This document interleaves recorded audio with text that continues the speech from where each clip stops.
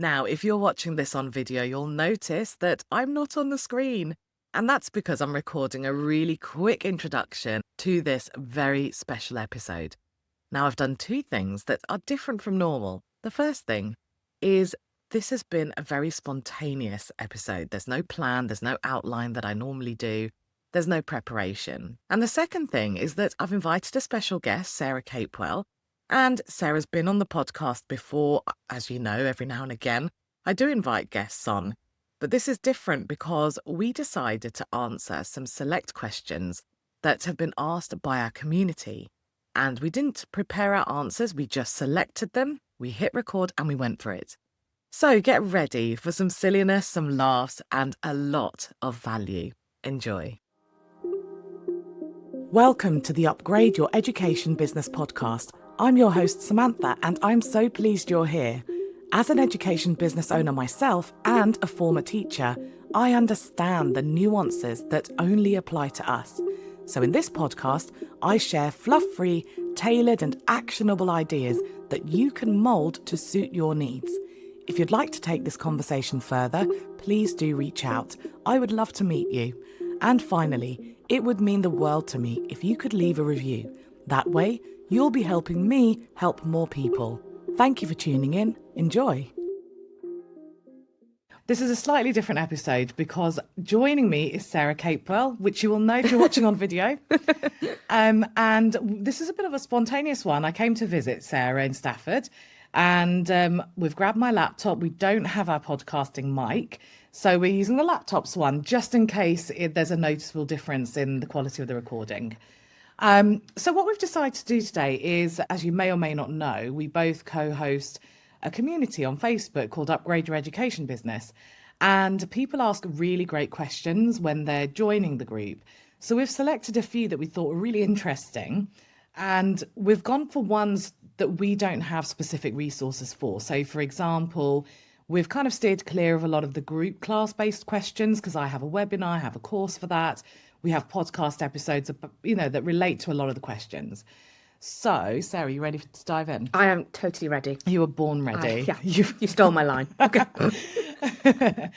So we've got a few questions that we're both going to go for, and then we've chosen one each for us. Should we kick off with both one? Yeah, do it. Okay.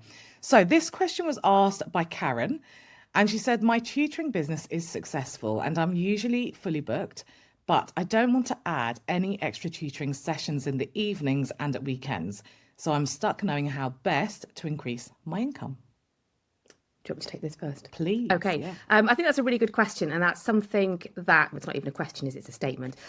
But it's something that I come across quite a lot with my clients who are wanting to work in the international market. And it is often the first sort of motivating factor is because they don't want to do more evenings, or they're full in the evenings. So it makes sense to go to the daytime market. Now, what I'm not suggesting for Karen or anyone is that you work all day, all evening and all weekend. But what I have found, particularly with the international market, is that you can charge a slightly higher rate, particularly with the Chinese market, because they hugely value education. And that allowed me to reduce my evenings right down and my weekends, so that the bulk of my tutoring was done in the daytime. So I think that is something not as a quick win by any means, but that's one way that you could look at it. And that's probably, I guess, my angle on that. Yeah, good angle. Thank you. I'm going to recall a podcast episode that I very recently recorded with Hugh Viney. Now, I don't know when this is going to be released yet, so it could be that the interview has already been published. It could be that it's coming up very soon. But I'm going to lean into what he said, because something he did from the very first day of his business is he had it in his mind that he needs to build something that he could extract himself from. And he kind of defined it as, if you're an independent tutor, which I am, by the way, if you're an independent tutor, then essentially you're a freelancer. And you kind of are, because you are transacting your time for money and it's very reliant on you.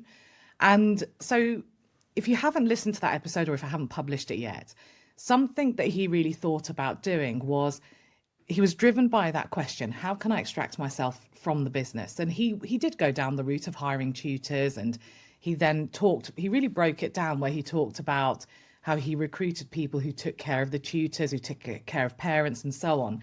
So I don't know, Karen, whether that's a direction you've thought about or that even appeals to you. But I think what's important isn't the how, but the what. You know, that question, how can you be in a position where you extract yourself from the business? Now, you might be thinking, I don't want to extract myself from the business, and that's okay as well. It's about having the choice, or at least getting somewhere close. You know, if you're thinking along those lines, then you're thinking in terms of scale. And, you know, granular level, you know, it could be related to selling resources. It could, I mean, there's just such a variety. And actually, dare I say it, there are also opportunities outside of tutoring. Yes. You know, like me and my husband, the reason why I'm quite comfortable at the moment being an independent tutor is because we bought an investment property in Scotland. So I didn't know that. Did you not? Oh, that's Have I told you that? exciting. Oh, it's gorgeous. It literally faces the sea. Oh my God. Oh, it's stunning. Oh, that pleases me immensely. Yeah, yeah. When we get rid of our tenants, I'm you'll in. have to. Yeah, I'm in. We'll go for a visit. Yes. Okay. But we digress. Yes. Sorry. That's all right. No, I didn't know. I thought I told you that. But with that, we know we've got something for our future. So if I stop the tutoring for whatever reason, we have got an income or we've got a backup. We could mortgage the place, we could sell it, we could move there. So we have options. So the reason I'm putting that in there is because I think we often put so much pressure on our businesses to do everything, or one part of our business to do everything, that we forget that there are other ways we can give ourselves that security.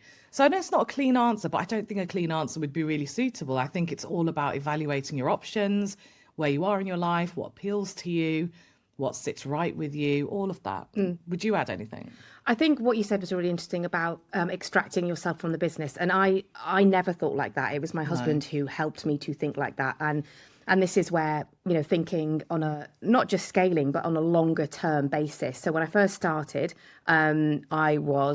I don't want to say just tutoring because I still tutor now. I love it. But I was tutoring and I was thinking about each month or each season or, you know, I wasn't really planning, certainly not longer than 6 months in advance. And I think what quickly became apparent was that whole kind of, I'm not going to go into the feast and famine thing, but realizing that certain times of the year, there would be a much lower dip in income. And that sort of made me think, well, hang on, I need to be planning a bit longer in sort of longer term. And what my husband has taught me is to think much longer.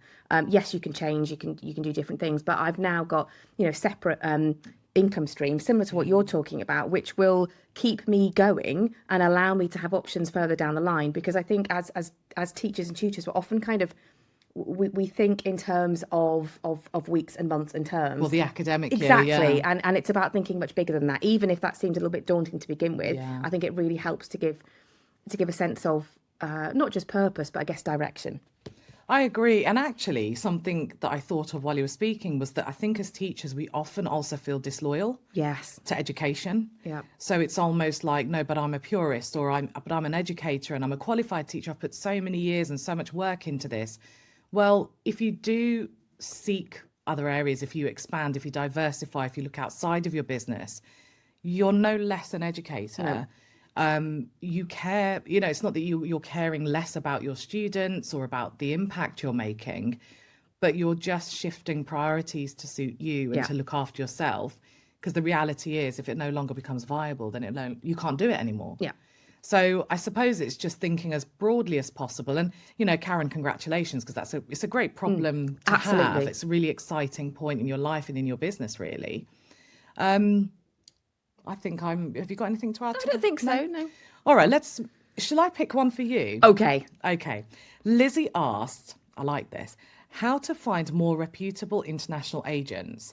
And I think what would be really interesting, because I know you've talked about stuff like this, is what is a reputable international agent? What are you looking for? How do you know? That is a really good question. The question from Lizzie would suggest that perhaps she's not had a great experience or something has happened to sort of provoke that question. I will try and do this in a bit of a succinct way, which I'm bad at, by the way, but I'll do my best. So to start with, I'll just give you a bit of a sense of early days with me. I really just partnered with any agent who gave me work, because it was at the outset, I just wanted students. I wanted students for myself. I wanted students for my tutors. So there wasn't a huge amount of, I suppose, thought put into the kind of agents I was working with. I assumed everyone operated like me. There was the same moral compass, the same ethics, the same values. And I kind of went on that naive assumption that every agent was like that. And I quickly discovered that was not the case for some of the agents I was working with. Now, there are different things that you can do to find an agent who is reference checked. So if you go on Study Travel, for example, you can tick a box, and all of the agents that have been reference checked by them, you can filter through. So that's one way that you can do it in a very quick and easy way. I often found, because goodness me, agents, it's a small world. So I went to an event recently, and there must be, I think there are, I don't know, tens of thousands of agents just in China alone. And I had sort of hilarious encounters where people knew me and they knew me from someone else, and we all knew each other, and we'd never met before. And it was a really kind of funny encounter. But I suppose the point that I'm trying to make from that is that often it is word of mouth. Chinese families operate from word of mouth, and agents, it can be the same. So when any client comes to me and says, I've been approached by an agent, I will always do my own due diligence. Have I worked with them? Do any of the schools I know work with them? Have I checked how many children they've sent to the UK? Sometimes there are limits as to how much vetting you can do, particularly if a Chinese agent does not have a website, because they don't use websites in China. So if they don't have a website and they're based in China, and the only thing you can find out about them is a name on WeChat or on Little Red Book, it is really difficult. So what I would say is, in those early discussions with agents, no matter what country they're in, set out your terms and conditions and your expectations and what you are looking for in an agent, and see it as a collaboration. So the agents I've worked with for the longest, they are partners. So I see them as educational partners, and that we are working together. And it's a really, there's real synergy between us, and we want the same things for the children. We want them to be happy, we want them to be settled, and we want them to do well. And when you've got an agent whose views align with you and sort of marry with your vision, your expectations, that for me makes a really good partnership. I don't think there is an easy way where I can say, look on here and they will definitely be vetted and trusted. There's got to be a little bit of trust your gut, but also asking the right questions at the outset to make sure that what you are looking for is what they already kind of are looking for in a tutor, so that you've got that partnership. Does that make sense? It does. I had a little question off the back of that. So you were saying about asking questions. Are there any specific questions you would ask if there's very little information? Or I said one question, but I technically have two. You can do a compound question. Thank you. And a compound question. You can ask a question, then a question. Oh, I really like that. I'm terrible with those. That's excellent. Like compounds. Oh, I love it. I'm going to steal that.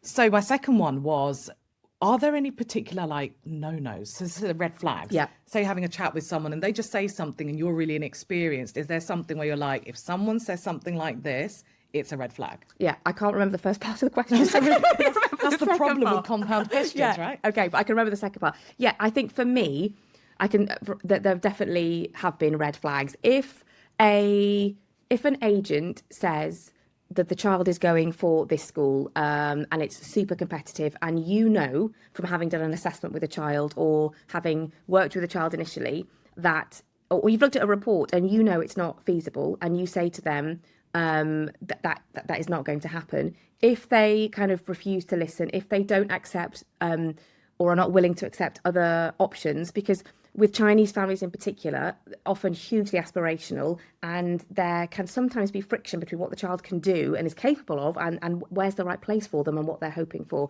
So a red flag can be when there's that mismatch and you as a tutor are expected to do things that are unreasonable, or it's not fair on the child. For me, that is a big red flag. Well, the first part of that compound question, okay. I'm just going to keep saying compound question now.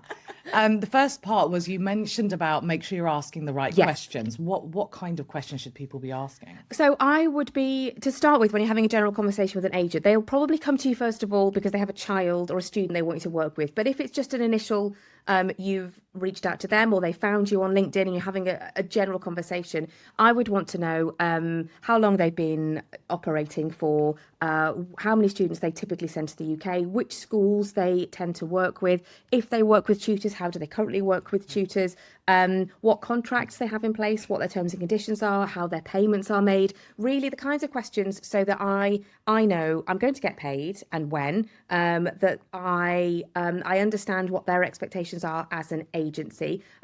Often agents contract with parents and the parents pay quite a lot of money in advance for them to place the child in the school. And I would like to find, I often want to know, what has the parent, what have you promised the parent? Have you promised them anything beyond, we're going to shortlist these schools and we will see what's right? Or have they made a promise to the parent as this is the school that the child is going to? And, they for me would be to try and wheedle out the kinds of agents that perhaps don't align with my kind of moral compass, and therefore would be much more difficult to work with.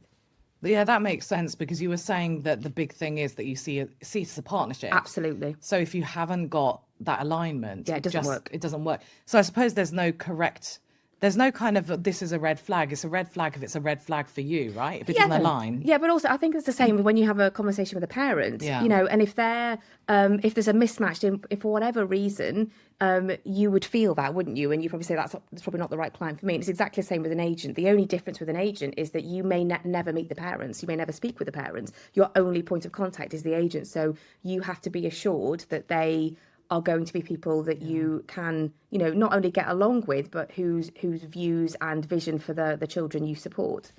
Yeah, that makes sense. Thank you very much. You are welcome. Shall I go for the question for me? Or should we go for a both one? No, go for you. Go on. Okay, you asked me. Okay, so, Zara. Yes, I was sorry. I was just trying to I have got my glasses on and I still can't see. All right. So thank you for that. I feel like you had to feed me the line here. I'm like a terrible actor. So this is from Zara, in case you didn't realise. How can you turn messages on Messenger into actual calls and clients? Because her concern is when people ask how much your services are and they never get back to you, for you to actually sell your worth. Oh, that is a really good question. One, I like that's meaty. I want to hear this. Do you want to go for it? No, I want to see what you go with first. Well, the reason why I like this question is because I often share a screenshot from one of my clients, Beata, who faced exactly this. And we had a one-to-one session and I just said, right, let's reply to people live. And it was something like, and I'm really bad with remembering numbers, but I can show you the screenshots. It was something like she went from being ghosted and getting 0 replies to something like 26 messages in a day. And the transformation was, let's say, for example, someone says, hi, I'm looking for an English tutor. Do you have any available spaces? Or how much do you charge? That's like a typical point of contact on somewhere like Messenger. So you would then potentially reply with, oh, thanks for contacting me. You're really grateful they've contacted you. And yes, I do have spaces. And can you just tell me which exam board your child's studying with? Or you might ask a pointed question there. This is how much I charge. And I have lessons available on these days. And my lessons include da da da da da. Now, what you're doing there is you're stopping a conversation. It's a conversation stopper. It's not a conversation starter. So relationships, 9 times out of 10, will sell more successful. Can you say the word successfully? That one. than a transactional conversation. So let's imagine me and Sarah met for the first time. And I was like, hi, Sarah. What's your name? I just said what we both... Hi, random person. Hi, what's your name? Sarah. Hi, what would you ask them back? I don't know why I just said hi. What would you say back? I'd say, hi, what's your name? Oh, my name's Sumantha. And I used to be a teacher and I used to, and now I do. Can you see how, it doesn't feel natural? And that's what we're doing in those situations. We just need to take it at bite-sized kind of piecemeal sort of thing.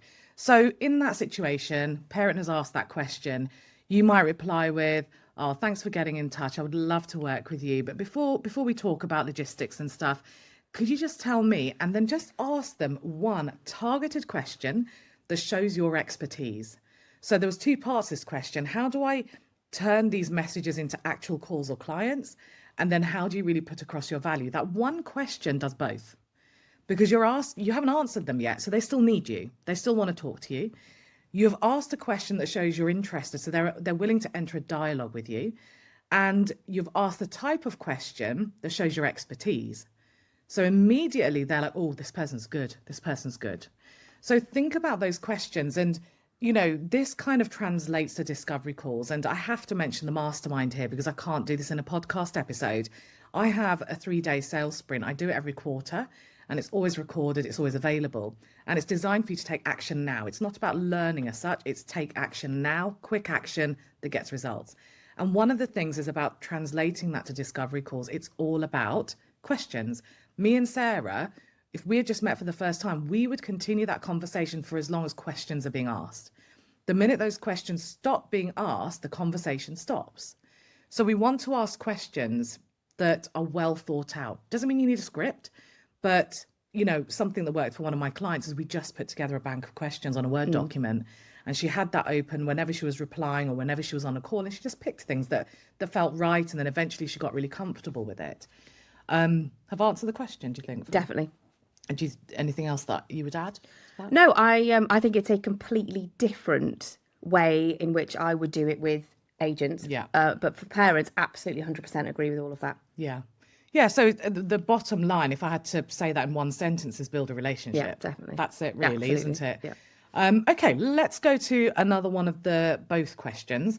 Sean, I like this one. She says, right, planning for tutoring, and I'm presuming she's an early tutor, or at least at the time of asking this she was. Where do you start with resources?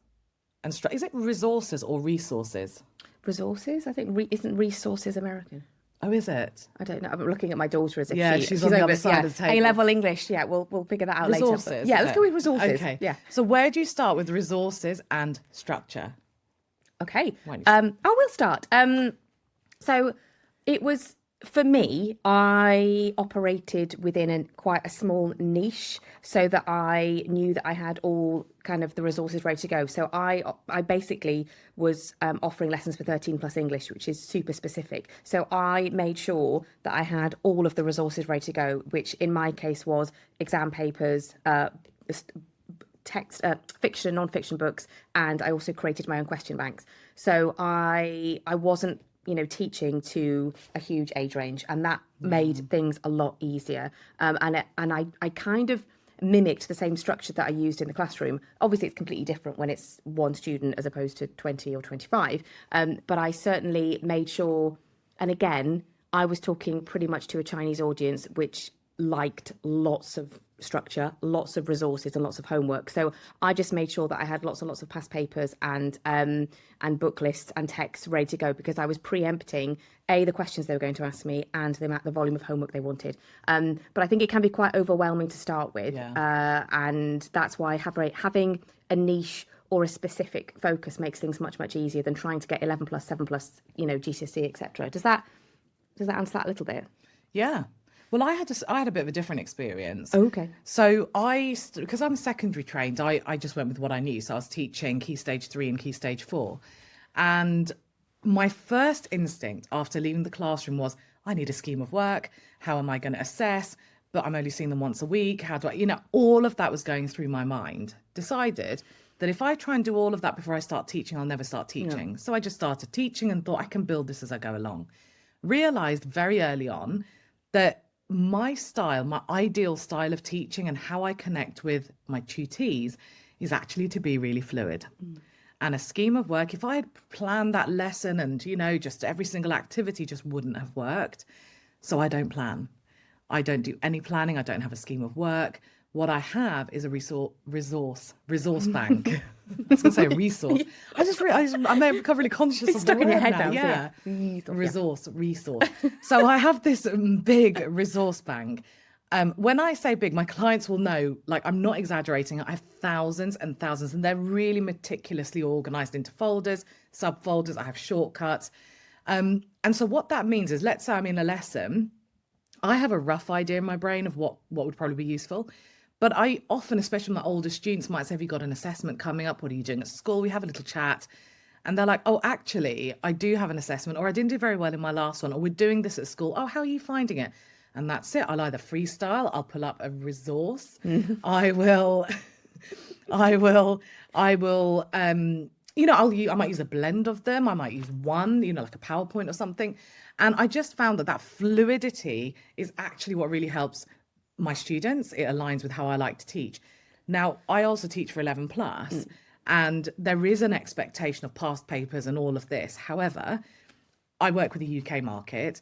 When I start working with someone from the 11 plus world, when I speak to the parent, I make my conditions really clear. And I say that of course I will help your child, but here's my condition. I will give them exactly what they need, and I won't succumb to pressure if it's not good for your child. So I know that you might talk to your friends and they might be giving their children, or their tutor might be giving their children 4 exam papers a day. if your child can't cope with it, if it's not what they need, I won't be doing that. And all I'm going to ask is that you trust me. We'll work together here. Of course, ask questions, ask for advice, or, if you think I should be doing something, of course, say it.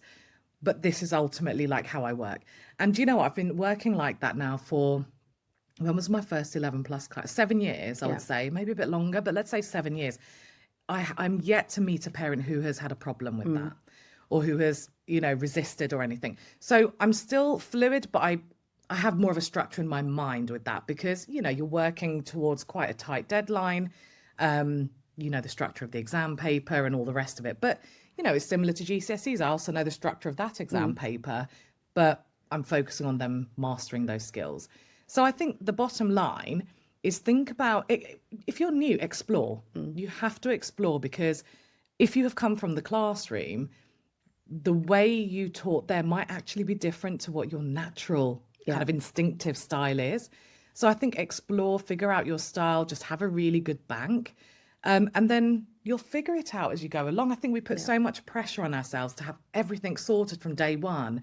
And we were talking about this earlier today, that the number of times we have pivoted, changed. I don't like the word pivot. No, I said it today and I realised it leaves an unpleasant taste in my mouth. I don't like it. No. What should we say? Adapt. Yeah, adapt. Okay. So we've adapted like a number of times. We're still doing it, aren't we? Absolutely. We're still talking about new ideas, dropping certain ideas.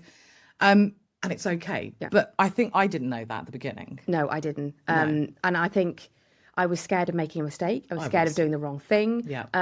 But now, I think I said this today, didn't I? And I'm not just saying this as a soundbite, but I very much embrace failure. So I get things wrong all the time. You do. Oh, God. That's not what I meant. That's the best line ever. That's not what I meant. I meant you do embrace failure. Okay, sorry. I had a delayed reaction. No, I love it. I think that was to clarify. I meant you do embrace failure. It was meant to be. But seriously though, I'm super resilient, and I think that's something that I've really sort of built up over time. But I don't look at myself and think, right, I've failed. That's it. I don't know what I'm going to do. I sort of give up and I retreat. I just go, okay, why did that not work? Okay, interesting. Let's learn from that and move on. And that's allowed me to not pivot, whatever the word is, adapt, and really kind of come back stronger each time. But I think, I don't want to speak generally for teachers, but I found that was something really difficult to learn at the outset. It took a long time to kind of become, I suppose, that kind of person I am today. Yeah, I think you have to kind of go through it to believe it. Absolutely. As well, you know. And it's like we were saying this today, that, this year I'm doing quite a few webinars, and I was saying that something that's really helping me is being quite data driven and monitoring things, because I think we also go by feelings a lot. Too much, I think. Can I say that? Yeah, like, I don't know if this worked very well, and I don't know how I feel about that. So wherever possible, try and look at numbers, try and get feedback. So, if you're speaking to your student and you've just done a piece of work for the first time, you're using a new resource for the first time, then, get some feedback. That might not be data in a numbers kind of way, but it's still really valuable information. And let that steer things. How did your student find it? Ask the parent, keep that dialogue open. We've kind of digressed, but I think we've gone into that. It was a good, well, we're gonna say I enjoyed it. That's what matters, isn't it? Okay, we have one more question, and this one was asked by Chelsea, and this was, how do you get parents to trust that you're a great tutor? Oof, that's a good question. That is a good question. I think that this is where the power of testimonials and case studies and word of mouth is a good starting point. If you are... Can I interrupt you? Go for it. Could you clarify the difference between a testimonial and case study? Oh, okay. So can I just say very quickly that the reason I talk about case studies is because Chinese agents' families love them, absolutely love them. And it's not necessarily just about data. It's about tracking a student's progress over time and the support, and this is how I understand it anyway, the support that you have given that child, what you've seen in them, how they've flourished, how they've grown. So it isn't just that they got into Westminster or they got into Wickham Abbey. It's about where were they when they started and where are they now, and all of the kind of the steps. Transformation, absolutely, isn't it? Yeah. And that for me has been super powerful, and it helped initially with my confidence. So I got kind of a couple of case studies and testimonials when I was working as a teacher to give me, I think a little bit of that, I'm worth what I'm charging, I'm worth what I'm setting out to do. But I was lacking in confidence at the outset because it felt all a bit strange having to sell myself. So that allowed me to kind of have this armor almost. So as a starting point, I think that would be, a really good thing. There's obviously much more to that question. I get that, but I think that's what I did, and it definitely helped me to give parents that trust in me, that investing in me was the right thing. Yeah. Well, I think also you have to first and foremost be absolutely certain that you're a great tutor. And you probably are certain about it, but that little niggle is kind of almost a confidence thing. Yeah. I mean, I never would have said this before, right? But I received this message from someone on Instagram who was thinking of working with me. And they said they couldn't justify spending the money, and they kind of quantified it as a per session thing. And I thought I could leave it, but I'm not going to, because if she's thinking like that, she might think like this about her own business. So I said, just like your tutoring, it doesn't work out like that. I'm bringing quite a lot of experience to the table. And then I said this one, I said, also, I'm really good at what I do. Which is true. But thank you. But I never would have had the confidence to say that before. And I really do believe I'm really good at what I do. And I would have felt really arrogant saying that before. Yeah. But I think that if we want someone else to have faith in us, we have to believe it first, like really have to believe it. And your test probably is, could you say that to someone? That I'm really good at what I do. Yeah. But, aside from that, getting parents to trust that you're a great tutor, you've got the testimonials, the social proof side of things. I'm going to circle back to something I talked about earlier, and that is asking those targeted questions. And even say, for example, if you are providing value on social media, as an example, or you're creating a lead magnet, try and choose something, I call it ungoogleable stuff. So, if I was talking about creative writing, I wouldn't use one of the commonly used acronyms, or I wouldn't write a post about what's a simile.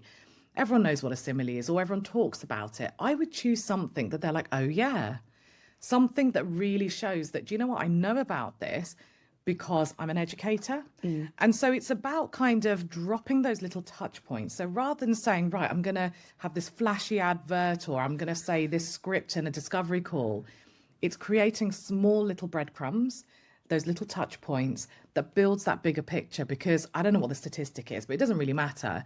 People kind of need to hear it over and over again. They're forming an impression as they're meeting you. So it depends it's very context dependent. And above all, be you. Yeah. Because I think the subtext in that is, how do you stand out? Yeah. And it's we're both English tutors, but if someone chooses to go with Sarah, it's because I'm not right for them and she is, and vice versa. So it's not really a competition as such. We're all going to connect with different people. And I think if you show up, you're confident, you show your experience, your authority, all of it kind of melts together that creates the right impression to the right person. Yeah, I agree. And just as an aside for anybody who might be interested in working internationally, to kind of add to that, I always send out quite a detailed service guide to agents, which says a little bit about me, but it's about the results that my students have got over the last few years, the schools that they've gone to. I have a short testimonial.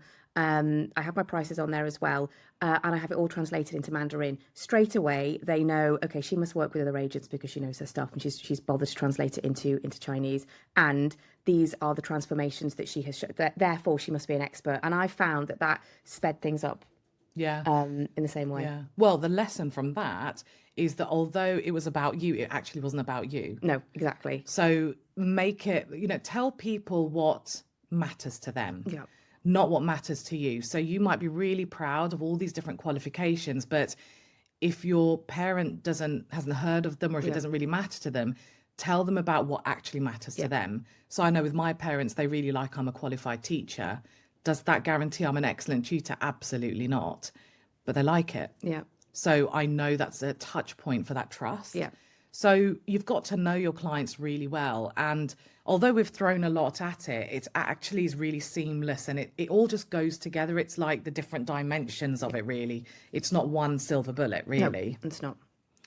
Well, that's all of our questions. I love that. I think we should do this more We should. Yeah, we should. And it would mean that we'd meet up as well, which is great. Which is a bonus as far as I'm concerned. Yeah. Well, thank you for staying with us. I hope you enjoyed this episode. I hope we didn't distract you too much. I think it's just going to go out unedited, probably. Even better. Even better. But yeah, thank you from me and Sarah. We will do this again at some point. And thank you to our wonderful community for asking such brilliant questions. They really were brilliant. They were. Keep them coming. Yeah. You will hear from me on Wednesday. Would you like to take this discussion further? Perhaps you have some questions or you'd like more ideas on tailoring your business. If so, book a free discovery call through the link in the show notes.